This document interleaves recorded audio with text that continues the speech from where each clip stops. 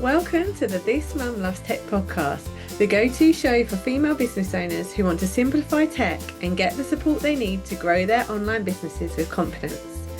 I'm Nicola Walsh, your podcast host. I'm also a mum to two cheeky boys and I love tech, so you don't have to. I'm here to share actionable tips, tools and strategies that will help you streamline your business and make the tech work for you. So whether you're watching after the kids have gone to bed or listening while on the school run, let's dive into today's episode and make tech that little bit easier. Hi everyone, and welcome to another episode of This Mum Loves Tech.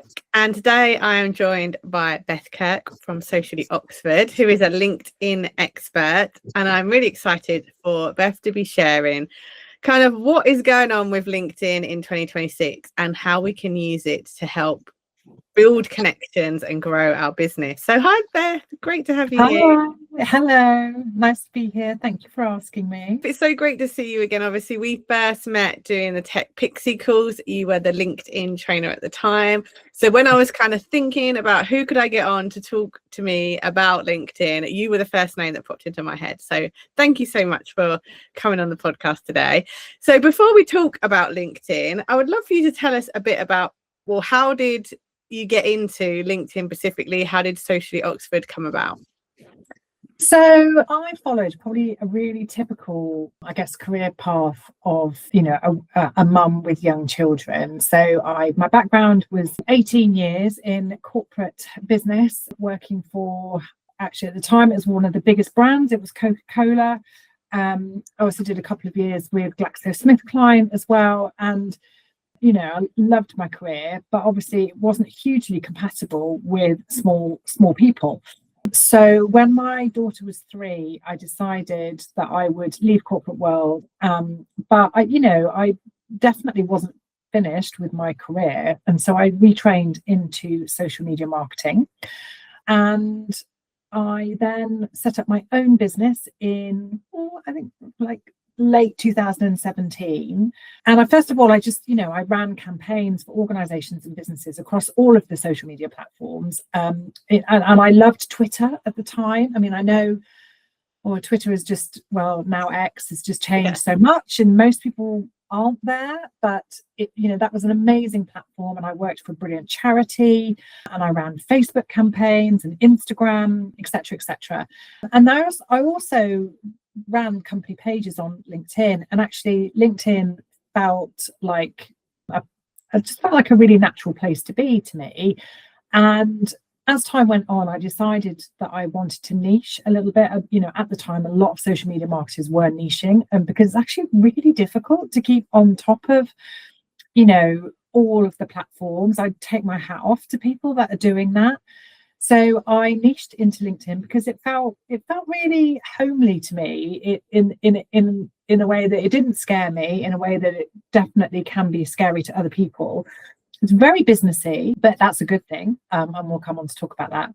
So that's why I ended up niching down more into LinkedIn. But I do have a client now that actually I do broad digital marketing for. So I don't just do LinkedIn. I do broad digital marketing tactics for another client. But when I'm training and working one-to-one with my own clients, it is largely LinkedIn, definitely.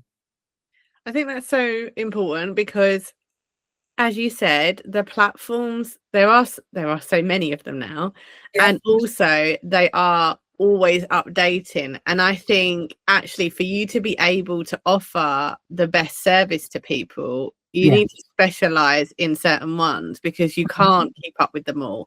It's like me with the tech. I specialize in certain platforms. I picked kind of the way that I set it up is I picked one from each part of like the funnel to specialize in. So if someone comes to me and they're like, oh, I want a Wix website. Now I probably could build a Wix website, but I don't, because there are so many things changing all the time. So I think actually when you were saying you can offer all of them, but then I suppose it's asking yourself, are you then keeping up to date and offering the best service in all of them? So tell us a bit more about why LinkedIn. What was it about LinkedIn that kind of the other ones that kind of drew you to it? Yeah, I mean, I saw a step change in my business when I kind of reprioritized my focus to LinkedIn. So I'm active on Instagram. So any listeners can find me there. I'm at Socially Oxford on Instagram, and I love Instagram. Like, I just find it so creative.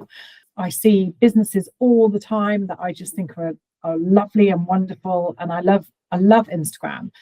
But when I moved my own marketing priority to LinkedIn, and I started to really hone in on the fact that I wanted to help people specifically with LinkedIn, I saw a massive step change in my income. And I realized that I was attracting bigger businesses. You've got a lot of budget holders on LinkedIn. Just before we started, we were talking about some statistics here. You've got 89% of B2B marketers using LinkedIn for lead generation. So if you're a B2B business and you're not using LinkedIn, you are missing a huge opportunity. And so that's why I really honed in on it myself. And another reason would be, the platforms are tough, organically. So, Facebook is nigh on impossible from organic reach. Instagram's become really difficult now as well, and quite content heavy. Whereas on LinkedIn, it still gives good organic reach. Like, it's still there. It is coming down, sadly, but you can get traction on LinkedIn with good organic content. That's really good. That's a really interesting statistic, actually, because a lot of the online platforms are very noisy, and I found that myself, that what I quite liked about LinkedIn is just a picture still works. A picture and some text, you don't need to. When it boils down to it, that's true. I totally agree with that. And I can write my content for LinkedIn, because I guess I'm fast at content creation now, because it is what I can do and what I train people to do. I can create my content really, really quickly. In contrast, this probably make you laugh, but I put out a reel on Instagram this morning. Something happened between edits and the Instagram app. It resized itself, looked awful, had a big black gap at the top of it. I had to redo the whole thing. Just pulling my hair out a little bit, but I didn't want to put it out there if it didn't look right. So that's the perfectionist in me. But on LinkedIn, images and copy, good copy, work well. I think that's something that maybe people misunderstand, and I'm sure you've got other points as well, but about LinkedIn is it hasn't got, I suppose, the same needs as the other platforms to be creative in terms of the actual content. It is more about the content of the post, like the value that you're putting in there. Yeah, your copy is important on LinkedIn, and I know your copy is important on other platforms as well. But I'm going to compare with Instagram again, but I'm sure you could probably compare with other platforms. But on Instagram, the quality of your reel is important, or if you're doing transitions, or if you're doing something a little bit funky. And I love all of that content. And again, I take my hat off to people that are doing it brilliantly. But that's a whole set of video editing skills, etc. Whereas over on LinkedIn, you need to be thinking about your copy, you need to be thinking about storytelling, you need to be thinking about how you're emotionally connecting with your audience. So it's thinking a bit differently about the content you put out there, definitely. And what would you say are other things that people get wrong? I know, like when I speak to people about LinkedIn, they're like, "Oh, it's not for me and my business." Is one of the things that I hear a lot. Is that something that you've come across? Oh gosh, yes. So if I had £1 for every client that I've worked with that has not necessarily said, "Oh, it's not for me and my business," but they've said, "Oh, I don't think it's somewhere I need to be. It's very corporate, or it's very formal. I wouldn't feel at home there." And I would say, if you've never really used LinkedIn and you go on the app and you have a bit of a scroll, you probably would just think, "Oh, I don't want to be there," because you're probably not seeing a feed that's inspiring you. You're not got content coming into your feed that you want to engage with. But once you've learned how to use the platform, and you find that those communities, because there are communities on LinkedIn just like there are on other platforms, then actually, for me, I love opening up my LinkedIn app. I've got friends there. I've got, I'm following people that I feel inspired by. I learn on LinkedIn, so there's loads of reasons to be there. It's just about learning how to be there, if you like. And then people quite often just say, I find it quite scary. So, that again, that's really, really common. I'm terrified of LinkedIn, or, I'm really worried that I'm going to write something or share something on LinkedIn that's going to damage my professional reputation. And I love helping those people that say that, because unless you write something really inappropriate, you're probably never going to do that. You're never going to damage your professional reputation. All you're really going to do is enhance it, by having a presence, because there's a lot of people on LinkedIn who don't share content. So if you are active on LinkedIn and you're sharing good quality content, and it is quality, not quantity, then you are going to stand out. And that's a massive opportunity. So that's really interesting. So do you know how many people are active versus the amount of profiles? Yeah, so they don't share that statistic, but there is a statistic, and I'm going to forget the source, but I can find it for the show notes, which is, I think it's, they say around 5% of LinkedIn users are sharing content. So, I mean, I know there's a lot of people in my network, or people that I speak to face to face, who tell me they use LinkedIn, but they don't share. They're there, they consume content, but they're not actually sharing anything. And I know a lot of B2B buyers are present on the platform. They'll use the platform, they'll message people, but they don't actively share content. So there is definitely a high proportion of people that have a presence, and they're decision makers.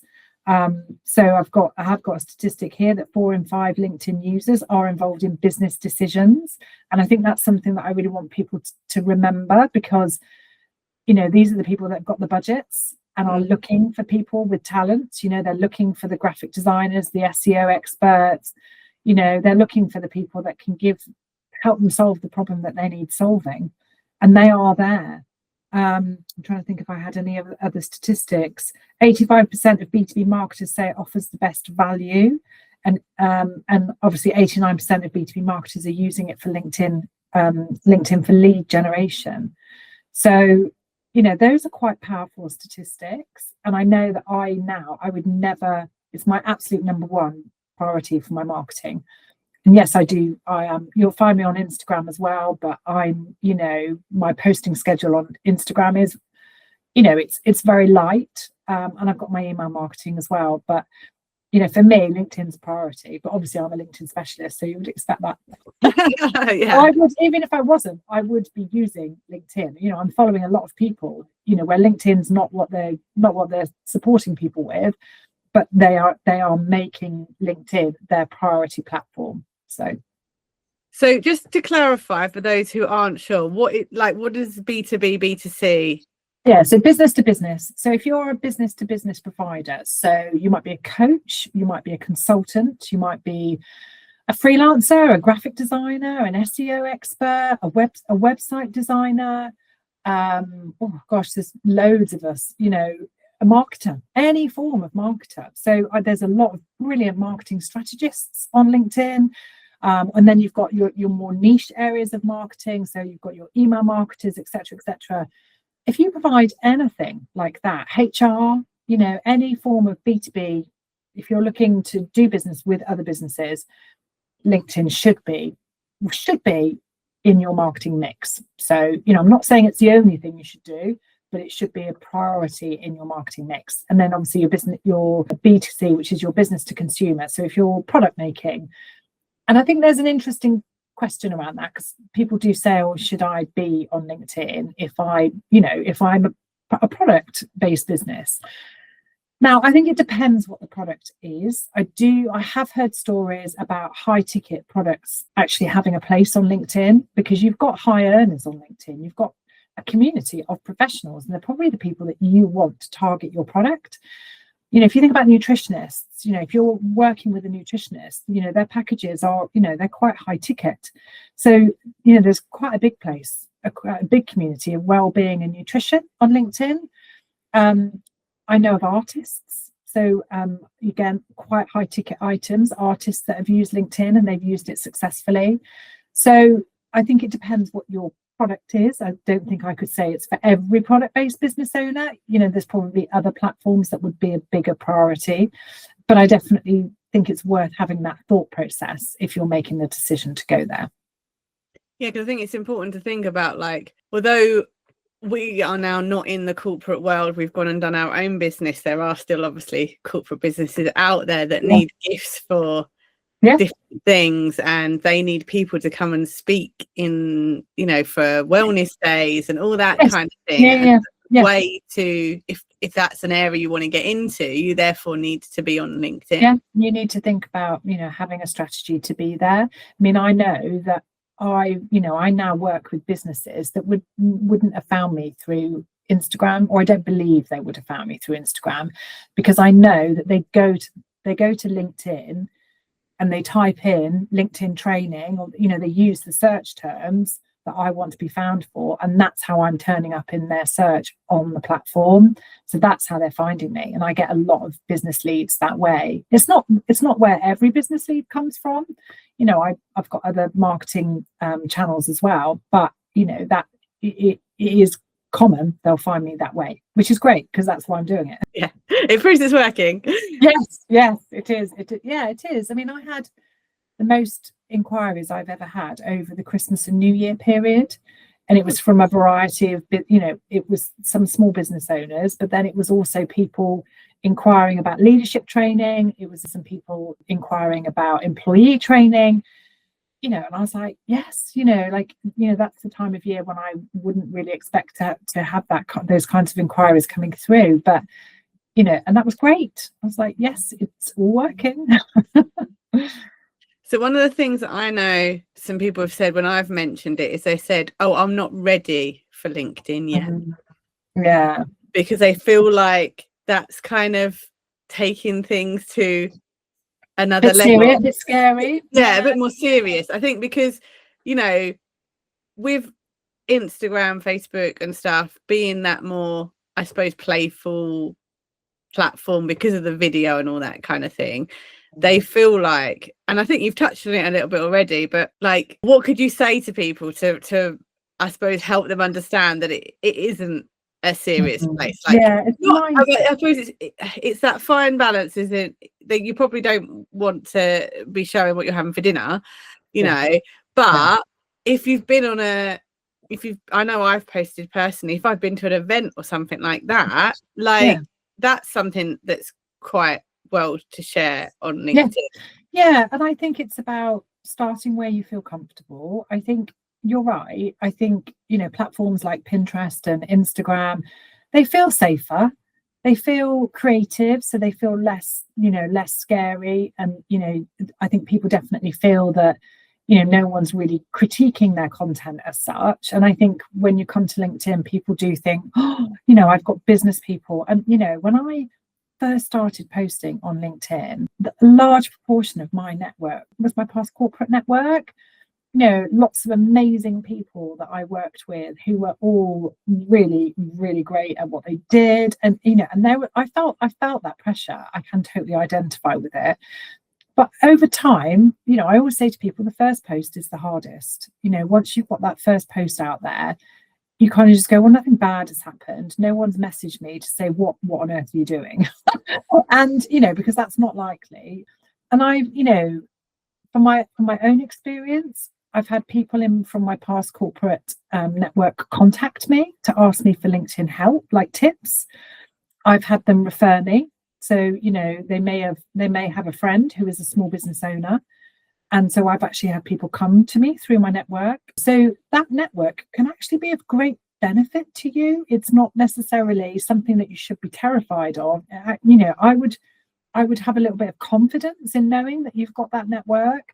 And if you're posting on other platforms anyway, then I'm sure people already know how to write a decent enough post to put out on LinkedIn.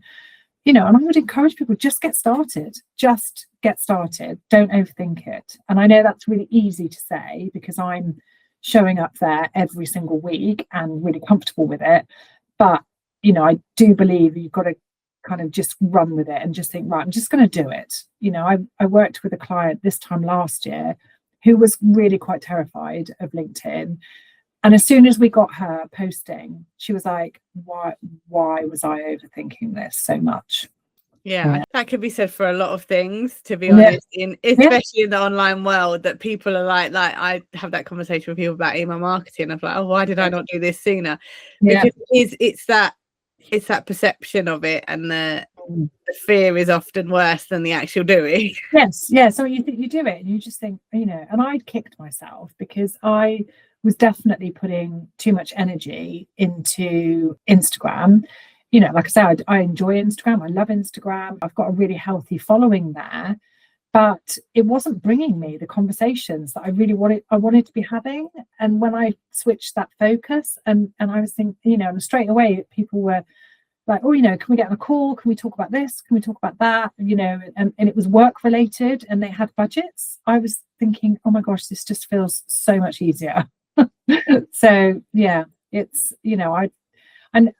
I don't want to sound like, I don't want it to come across in the wrong way, but I think you can overthink social media. We all can. I've done it. You've probably done it. I think we can overthink it. And I think it's a case of just saying, right, this year, I'm going to do it. I'm just going to do it. Yeah. And like you said, it just start with that first post. Yeah. It doesn't have to be complicated. It doesn't have to be, just like you say, a simple image with some copy. That's all it needs to be. You don't have to create video. You don't have to create a reel. Well, one of the things I really like, I found have been quite effective for me, are the polls. Yeah. For getting like some fun engagement, and some of them has been more like research purposes, which of these are you struggling with the most, or which of these do you already have in your business? I've put that out before to kind of find out where people are at, as well. And I find those brilliant. They give me loads of insight. And if you get involved in other people's polls, you can see their results as well. So if someone else is asking a really great question and I just think, oh, I really like, that's a really good question, I'd like to know the answer to that.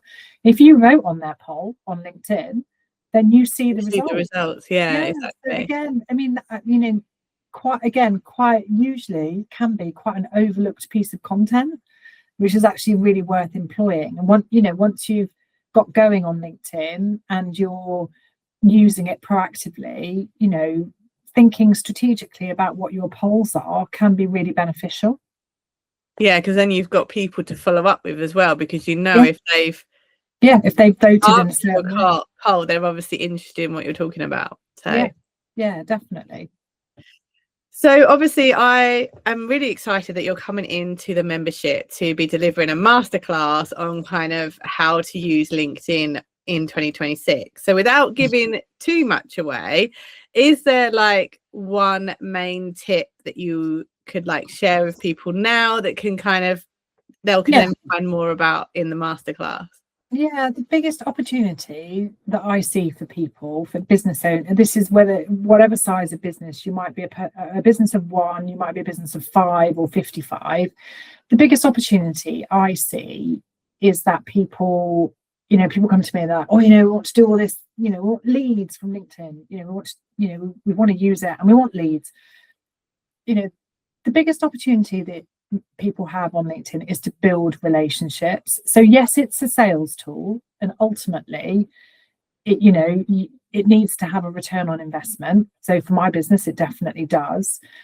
But you need to see it as a relationship building tool. So you need to approach the platform with that mindset. So if you're just going to go hard at it with non-stop sales posts, like, you're going to struggle on LinkedIn because that just turns people off. So you need to come at it with the right mindset, with regards to long term. So it's very unlikely that you're going to see instantaneous results from LinkedIn within a month or 6 weeks or even 3 months. It's sustainable actions that you take over a longer period of time, and the relationships that you build that make a difference. I'm still consistently building relationships now, but I know they're paying off because I know that people refer me. I know that I'm having the right conversations. There's the whole collaboration piece.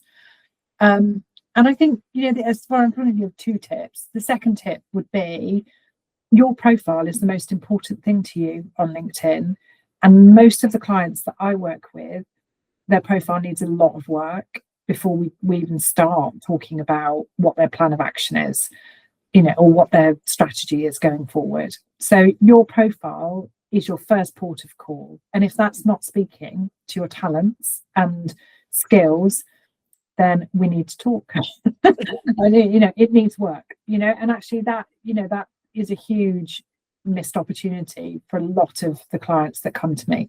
Oh, that sounds super interesting. Is that something you're going to be covering, is looking over the key points? So we'll look at some profile tips, definitely. Yeah, in terms of the easy things to update and the things that people miss.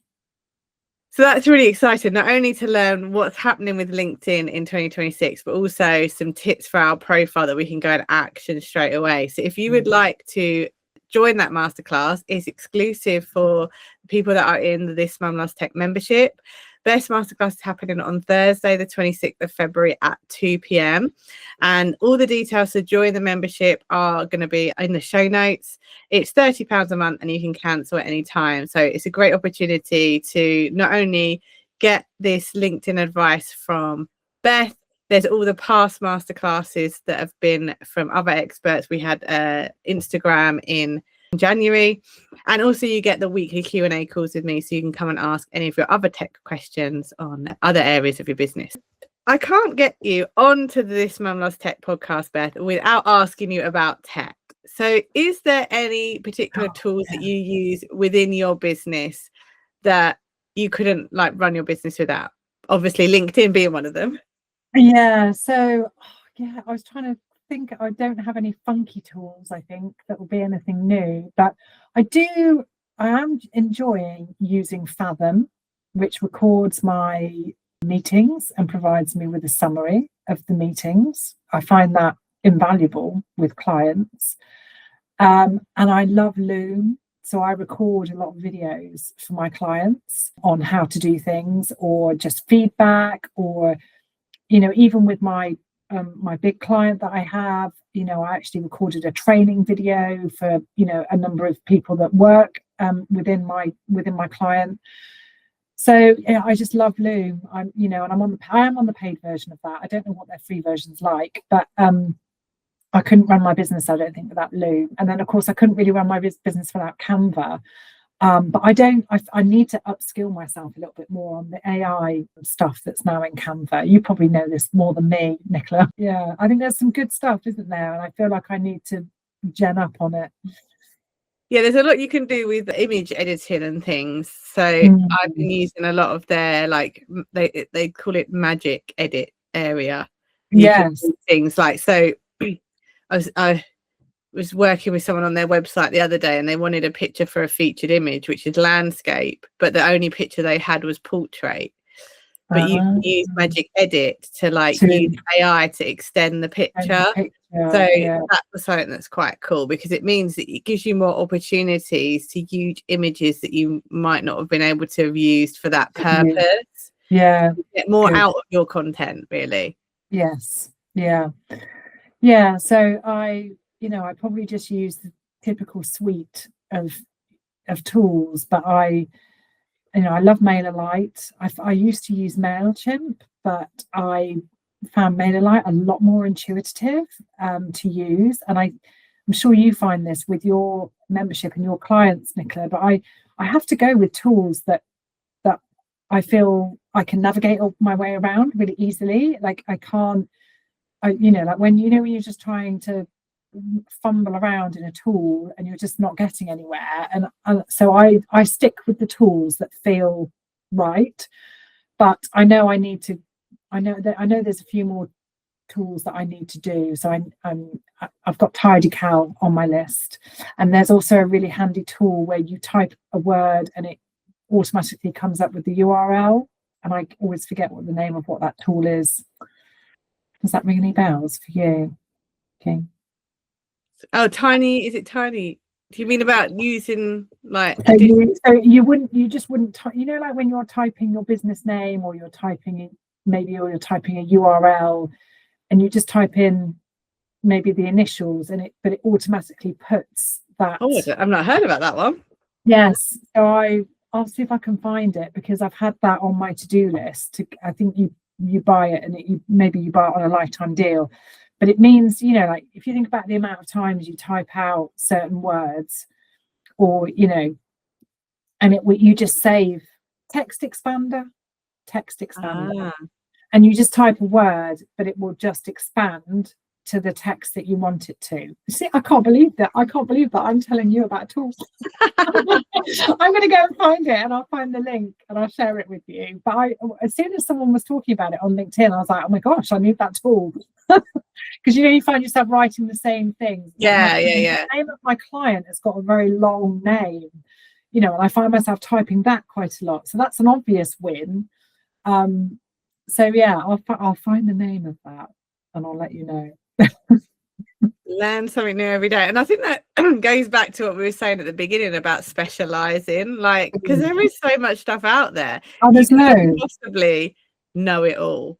You know, and that's why I think specializing in certain areas of things like you have with LinkedIn mean that you can really understand how it works, you know, and you can really advise people on how best to use it, not just like, you don't know, like I know how to post on LinkedIn, but I wouldn't be able to tell people that like a strategy behind it and how to use it. Like I can tell you how to put a picture up and how to do a poll, you know, but that's not enough if you want to actually get results out of it. I think that's what I'm trying to get to the point of, is really you do need to seek out the specialists. And you need to kind of double down on your knowledge, really. I mean, you know, even on Instagram now, I wouldn't call myself an Instagram expert. Yes, I could tell somebody, I could probably work up a basic strategy for somebody on Instagram, and I could probably talk to them about the kind of content that I know works. I could help them understand what they need to have in their content bank, all that type of thing. But actually, if they really wanted to make their mark on Instagram, they probably need to go and, you know, like spend some time with an Instagram specialist. Like it kind of makes sense. So, you know, I think we can all put out content on the platforms, but like you say, it's about knowing what those tactics are, that, you know, and actually just having that depth of knowledge about the platform, so that when you're spending time there, you're doing the right things. Yeah, you know, because like time's precious. We don't want to be wasting it doing things that aren't actually gonna get us whatever that end goal is of our business.